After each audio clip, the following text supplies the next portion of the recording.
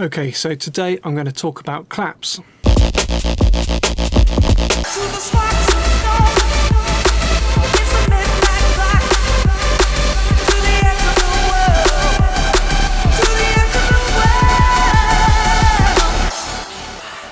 Claps are important because claps, hi-hats and kick drums make up, or usually make up, the framework within which everything else fits.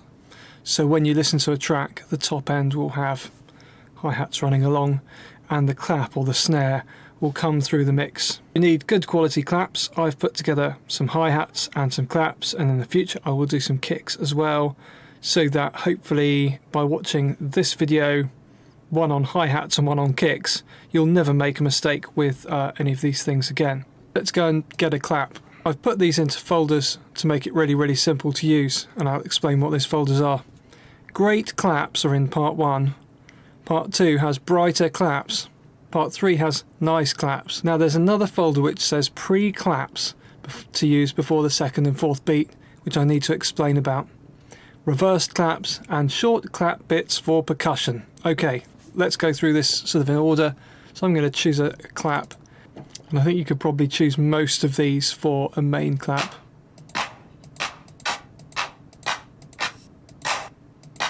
Cool. Right, let's put this in. Make it into a normal part, which I have a shortcut for.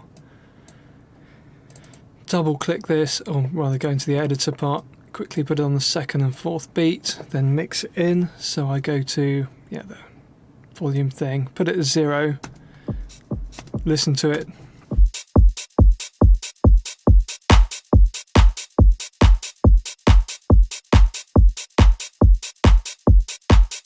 Okay, cool. So there's my original clap. Now, as you would expect, this starts on the second beat, and there's another one which starts on the fourth beat. Now, you can drag these and make them early. People do this in house music to make the clap sound a little bit early. Sounds a bit much, so I'll go half that distance. Still a bit much, it annoys me. If you don't like doing that, one of the folders, as we saw before, was for early clap things. Channel for that. There you go, into the claps. Bits to use before the second and fourth beat. So what I've done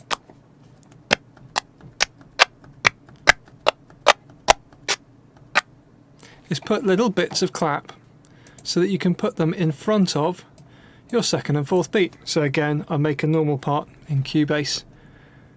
So a normal part, events to part in Cubase, means you can put a block within which your audio goes, which makes it much easier for arranging than, say, in Logic. So we're going to zoom out and just put this just before the second beat. In fact, I can make the start point right at the end, which I think means it will snap to that. Let's see if it does. Yep, there we go. So that now snaps to that just before the second and just before the fourth beat. And this means you can actually change the volume of your early bit of the clap. Okay. Did we move these back? We did. Good. So now we've got this bit, but need to turn it down.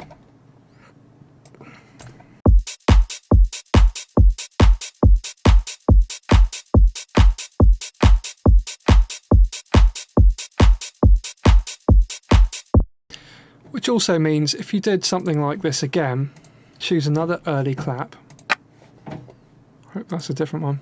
Just choosing these at random to show you I'm very confident about the actual sounds that I've put in my sample pack.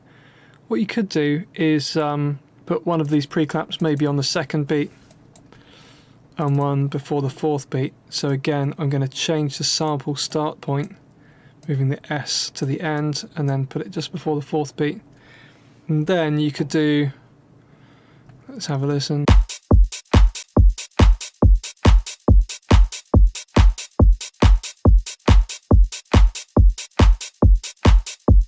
Maybe you could pan them.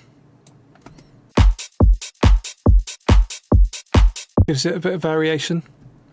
Another thing you can do to claps, let's say you didn't have a very stereo clap, you can delay one channel. Now what I'm doing at the moment, usually in a mix, is having one clap dead on and then putting another clap behind it which has a delay on it. So let's make a second clap channel. So I'm just duplicating it, calling this number 2, and then importing a different clap. And let's go to the nice claps. That's quite long, which should be good for stereo stuff. So again, make it into a normal part. And also, actually, it probably doesn't need to be so dynamic. Let's mess about with this a little bit. No, let's do the delay thing first to show you what I'm talking about. So on my delay, I've set up a stereo delay. The left-hand channel is turned off, so the mix is off. So we're only looking at the right-hand channel. Of course, you could switch this round for another sound, so one goes left channel, then right, and on another channel, go right channel, then left. So this is 100% delay, so you're only hearing the wet delay. I've changed this from sync mode into the milliseconds mode. I've turned off the feedback, I've turned off the filter things, panned it completely right, because this is the left and the right side. And then you can choose anything between 12 and say 20 milliseconds. So here's 15 milliseconds. And let's just listen to this clap on its own. Oh, we should listen to it before it's delayed. And here it is with the delay. And you can hear how wide that is. So here it is again without the delay. If you're not on headphones or in a stereo place, I'm sorry. Here it is with the delay again. Gives it a lot more space. Now, of course, one clap is going like this and the other is going gutting behind it. So it's very easy to hear it in the mix, even though there's already a clap there, which I shall now demonstrate. Let's turn this down.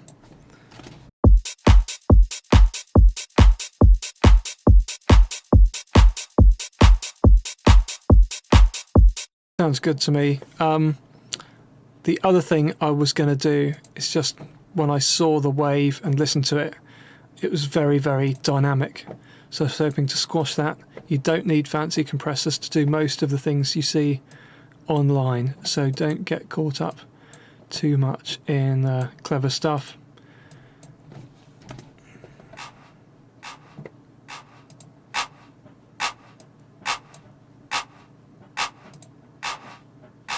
So I'm just showing you the difference between this on and off, so I've put some makeup gain in to counteract my reduction. Here it is with it off. It's very dynamic. You hear the first bit, then the next bit drops away. And here it is with heavily compressed. You hear a lot more of the tail. Okay, let's do even more of that. Now when it's in the mix, the idea is that the first clap happens and goes and the clap which is behind in very stereo keeps going, so when there's nothing else there, that clap keeps going and it's stereo. So we can have it lower in the mix because nothing else is there. Okay, here we go.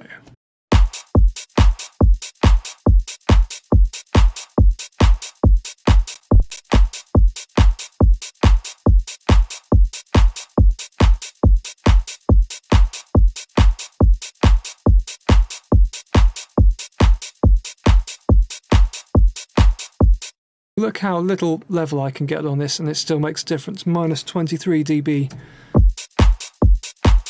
registering, so that's pretty quiet. Most important thing is have a good quality clap. If you need to, back it up to make another clap and make it stereo. If you need to, you can drag it early. If you don't like doing that, you can stick a little bit of clap before it. I've also included little bits of claps which you can mess about with to do rhythms with. So when I was doing them, I thought this could be handy.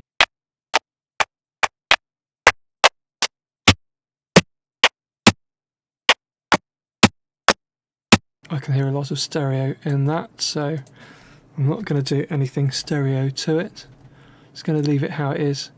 I'd like to just say a good stereo rule is that if something's less important, you can do more stereo with it. If it's more important, you want it to be less stereo. This is going to come in another tutorial, but basically imagine looking up at the sky. You're trying to concentrate on something. A kick drum is going to be something in the middle and that's big, and a clap might be big and spread, and a hat might be big and spread, but you wouldn't want something massive to be off to the side. I don't know if I'm off to the side, but you don't want massive things to be off centre. You want them to be central, even if they're spread. But little things, you can go and ping around in the mix off to the side if you want to. So here's a little thing. Let's do another thing to mess about with. So let's grab anything. And again, I'm going to do something now I'll talk about in another thing, in another tutorial, which is about timing quantize to do stuff. So I've only got a small swing amount on at the moment, but you can put a massive swing amount on a smaller thing to tell people what the groove is. But I'll get back to that on another video. So here's two things to mess about with. Let's have a third one. Just while I'm here, just to show you how quick it is. Maybe I shouldn't edit that bit in the video so you can see how easy it is to stick stuff together and add just a little more detail.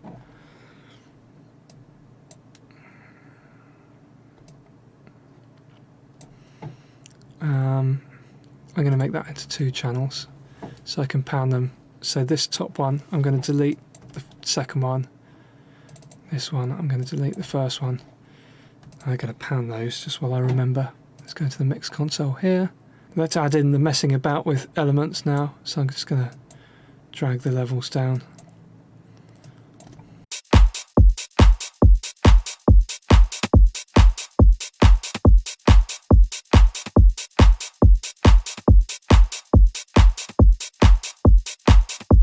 Now that sounds really clear, which isn't helpful because it's not one of my main parts, so I'm going to put it further back in the mix by filtering it.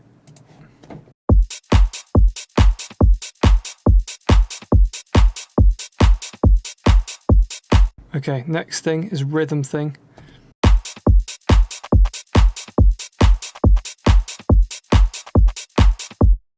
That sounds like it could be stereo, doesn't it? Let's quickly add some stereo to this and make it, I don't know, 16 milliseconds. Let's have nothing the same. And I hope you're listening in headphones to this because that's epic. Again, I'm going to filter this off just so it doesn't interfere with the hats at all. Then I've got small thing L and small thing R, so I'll pan them heavily because they're even smaller things.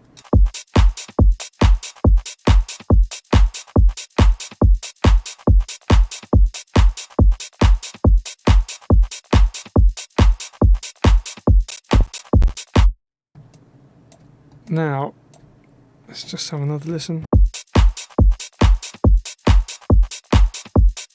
Just like to point out that this level of this small thing R is at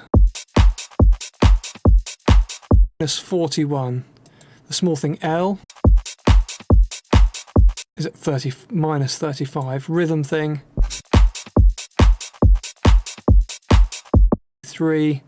And the first one at the end of the bar.